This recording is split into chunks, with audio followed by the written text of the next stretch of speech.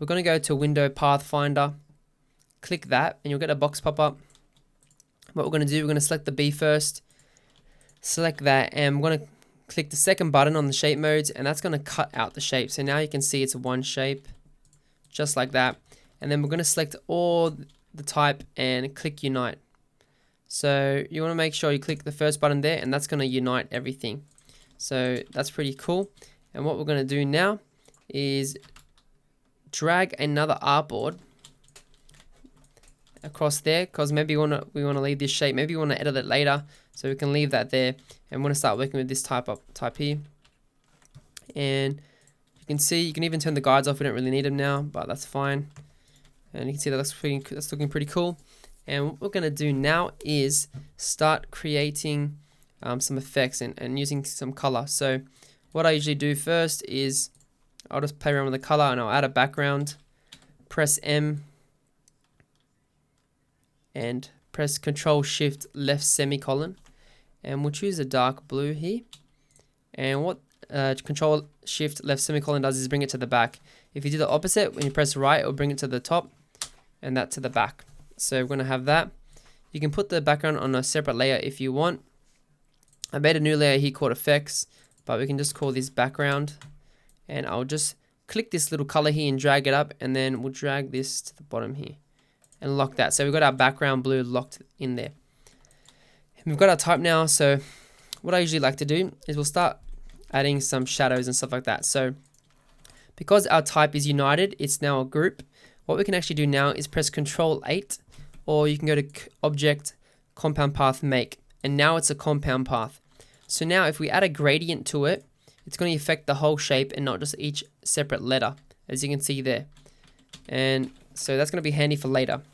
But first, what we're going to do is we're going to select the shape and go to Object, Path, Offset Path, press Preview, go to Round, and then we are going to do about 5 points, press OK. And then what we're going to do is actually make a blue. So we want to have this stroke, as you can see, and we're going to use that, and I'll show you in a second. We're going to go back, press Object, and we're going to go back to Offset Path. This time we'll make it a little bit bigger. So we'll do around 10. Press OK. And what we're going to do is use one of these patterns. So I've already made a pattern, and it's a stroked pattern. And what we're going to do is going to bring this to the back. And this black stroke we made before, we want to just change that back to blue. And it's going to create some spacing here. So you can see we've got like a shadow effect with the lines, and we've got this spacing, so it gives it some breathing room. So what we're going to do with this pattern here, as you can see that there's lines in my palette. The cool thing with pattern swatches is you can create them big and small. I've also got this dot one as well, which we'll use later. So we've got this, and a trick that I use is select it, go to Object, Transform, and go to Scale. And what we can do this, turn off transform objects, go to Preview, and then we can actually make them really thin or really big. And it looks better when it's actually really small. So maybe 40% or maybe 30%. Looks good. And I'll stick with 35 and then press OK. So you can see that it's scaled it down. So if I press Ctrl Z, you'll see the bigger, what it was before and what it's now. So it looks better. We can also change the rotation of it by going Transform and go to Rotate. This time, make sure it's ticked off and Transform Patterns is ticked on. And we can actually change the stroke just like that, or the rotation or the angle. So maybe we'll do 40 degrees, press OK. So now I've got these lines and it's at an angle. And what we can do is, if you don't want it directly on the outside, you can actually just bring this. I'm going to select it, hold Shift and press right once and down once. So now you can see it's like a shadow. So it's a bit thick, but we can actually play around and move it across a little bit.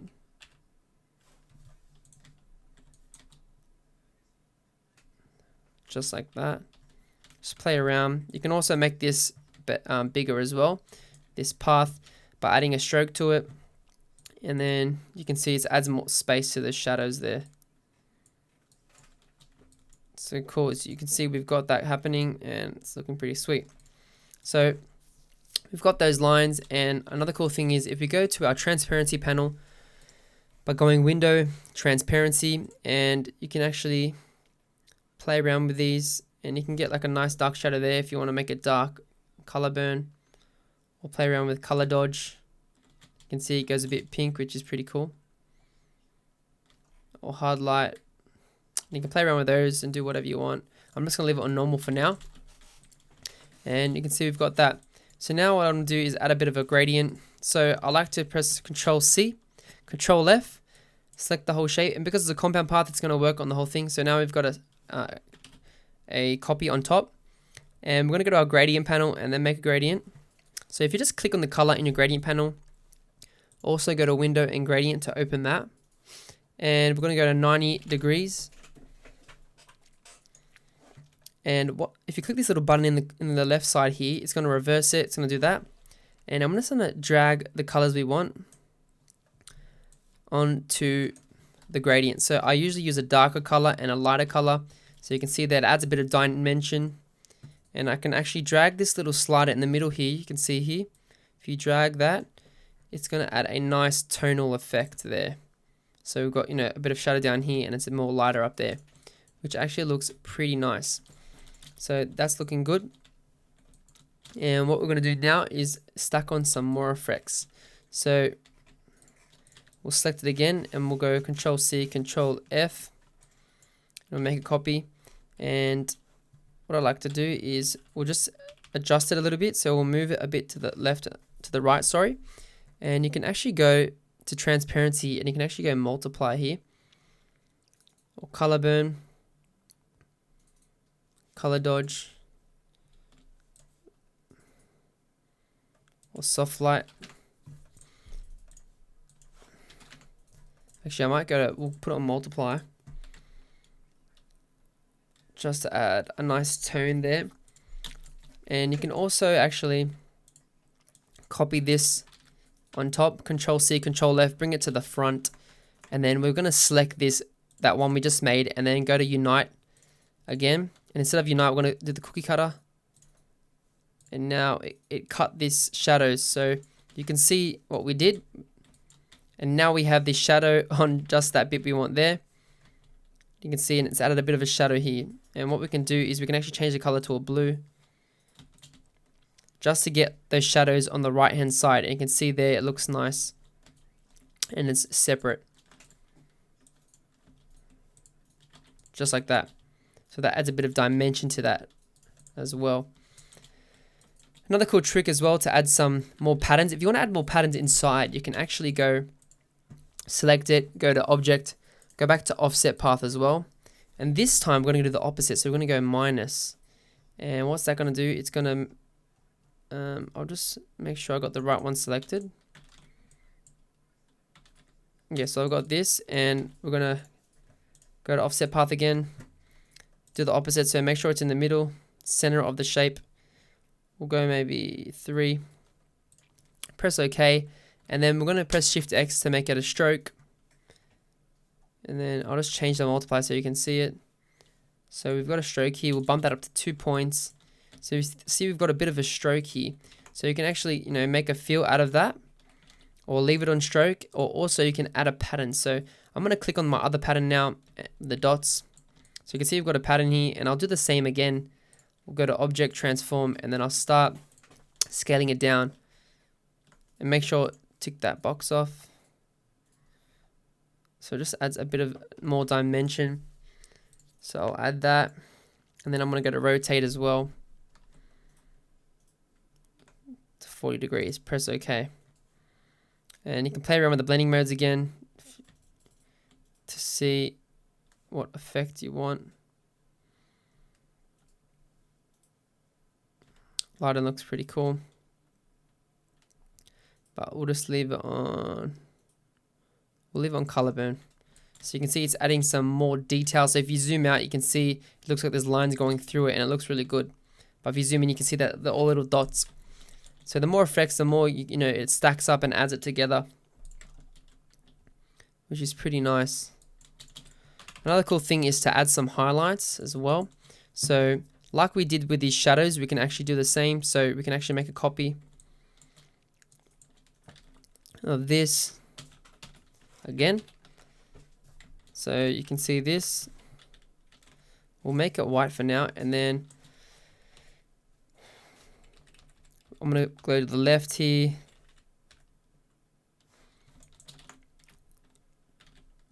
So you can see, and then I'm going to make a copy of the one in the background, and then bring that to the front, and then select the white one by holding shift so they're both selected, as you can see there.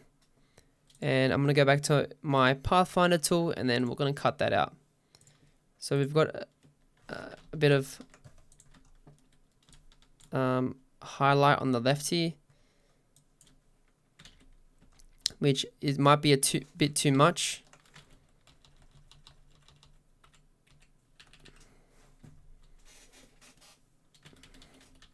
Too thick, but that's all right. And we can actually play around the blending modes once again, see some, and then find something we actually like.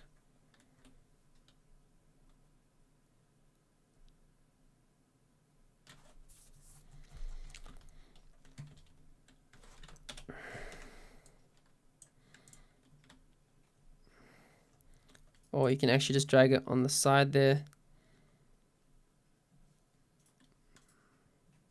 Soft light looks pretty good. So actually, yeah, so you press right and you can actually, it looks better on the actual shape.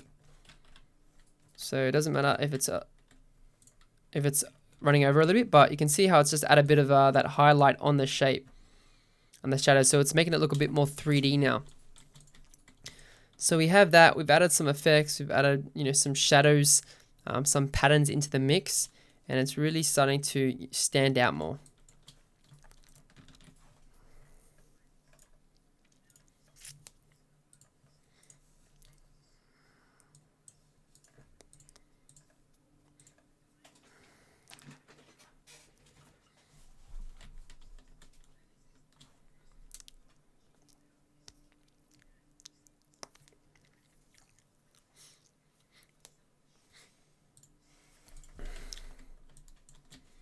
I'm also going to add another gradient now as well, so just to make it pop some more. So we'll copy, Control C, Control F, we've got that shape again, and then we'll just make another gradient. So we've got a gradient, but I'm just going to use a bit more lighter color. Make sure it's on linear as well, and we're going to keep it like this. We'll change the color like that, and then we can actually play around with these blending modes again. So you can see, get some nice brown colors. That's a bit too much. Screen, color dodge, overlay is nice. Soft light's pretty good as well. So you can see if I drag it off, it adds that just bit of a punch of color. So it's on soft light, and it just adds a bit more vibrancy to the actual shapes, which is pretty cool. And also this shadow as well, I might play around with that. Looks a bit, maybe we can even lessen it so it's not too strong. So I'll just drop the opacity of that for 90% so it blends more in with the blue. So sweet, we've got all that, and now we're going to start adding a bit of texture and make the background look a bit more better. So now I'm going to go and make a background. I'm going to click a layer. I'm going to make this layer a texture layer. And I'll just close that off. And what I'm going to do is I'm going to go to one of my files here, design resources, and I'm going to go to textures. And we'll just go get a grunge texture.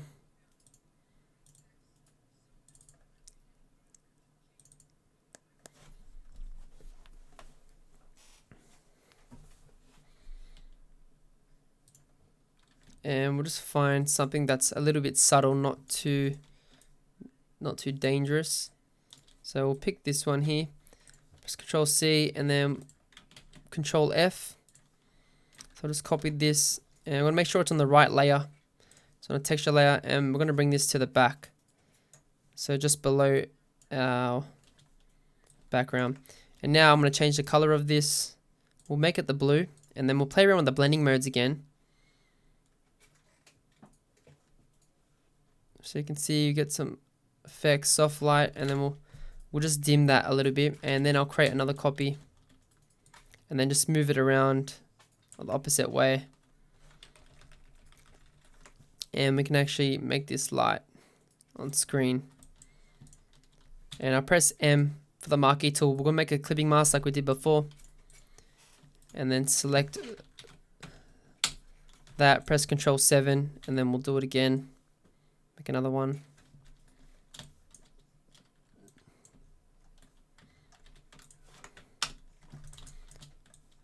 Just like that. So we have clipping mask of our textures in the background. As you can see there, it's in its own texture box. So that's a good thing about using those clipping masks. So we've got that, we've got a bit of texture in the background happening. And now we're going to add some gradients as well. So I'll make another layer there. We'll go glow. I'll lock the texture layer. And what I'll do, I like to make a circle. So I press L for the ellipse tool, make a circle.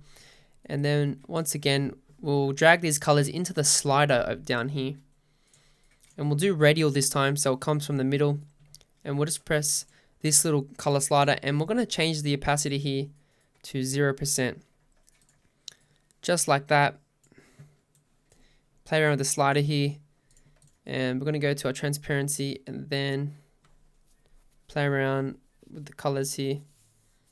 Soft light actually looks pretty good, and we can actually make this big here. Just to add a bit of a subtle glow in the background. So it adds a bit of a nice tone, like that, just to highlight our type a little bit more. So once you've done that, you can add a bit more texture on top, or you can even add some color. So I'll press M again. I'll make sure this one goes above. So I'll just make a new layer there, drag that. And then I can actually play around with this. You can see if you want to add a bit more glow.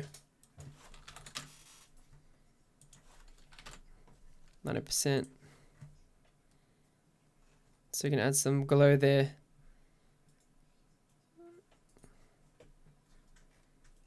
I actually like the pink there. That's over the type, so it might overpower the type, but we can just drop the opacity maybe 30%.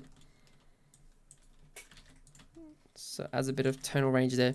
So yeah, that's how you create some vintage cool type, and that's how you manipulate the type, add some effects on it, using patterns, textures, and even creating a background that looks a bit more rustic, which is pretty cool. So I hope you enjoy the course and look forward to making the next one for you.